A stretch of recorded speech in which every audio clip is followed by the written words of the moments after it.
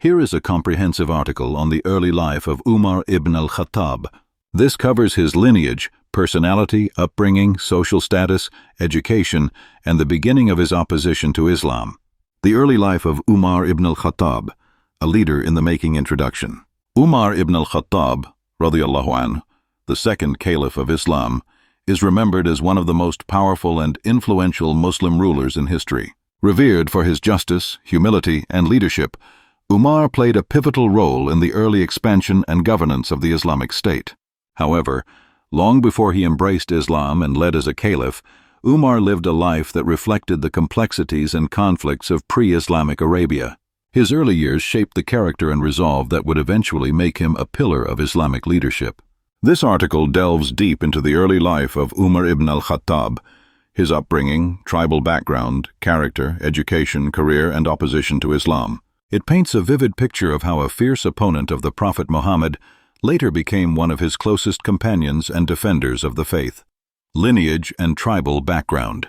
Umar ibn al-Khattab was born around 583 CE in the city of Mecca, approximately 13 years after the birth of Prophet Muhammad.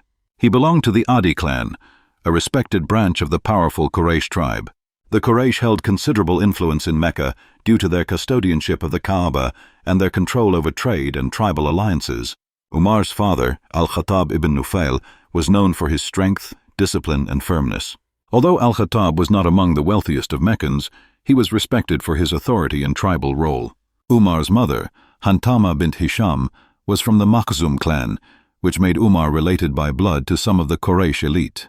This noble lineage gave Umar a certain degree of privilege and access within Meccan society, even if he did not belong to the wealthiest class.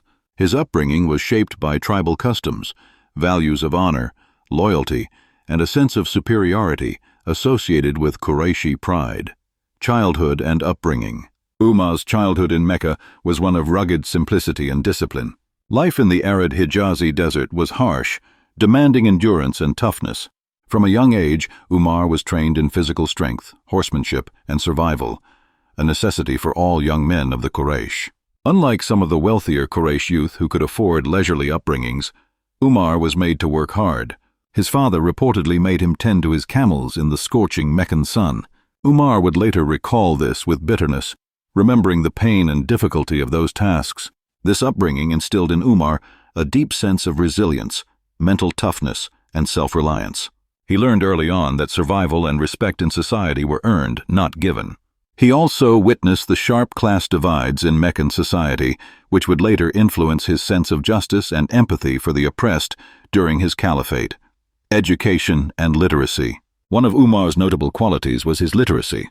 In a society where most people were illiterate, Umar was among the few who could read and write.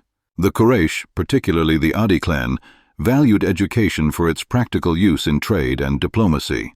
Umar studied Arabic literature, poetry, and the genealogies of Arab tribes, subjects highly esteemed in pre-Islamic Arabia. He became well-versed in the art of eloquence, an essential skill in Meccan society. Poetic recitations and tribal speeches were central to public life, and Umar excelled in them.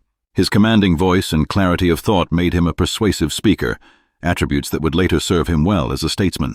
Though his early education lacked the spiritual foundation of Islam, it equipped him with the critical thinking and rhetorical skills necessary for leadership. Career and social standing. Umar ibn al-Khattab initially pursued a career in trade like many members of the Quraysh. He traveled on caravans to Syria and Yemen, where he gained knowledge of foreign cultures, economies, and administrative systems. His exposure to diverse societies broadened,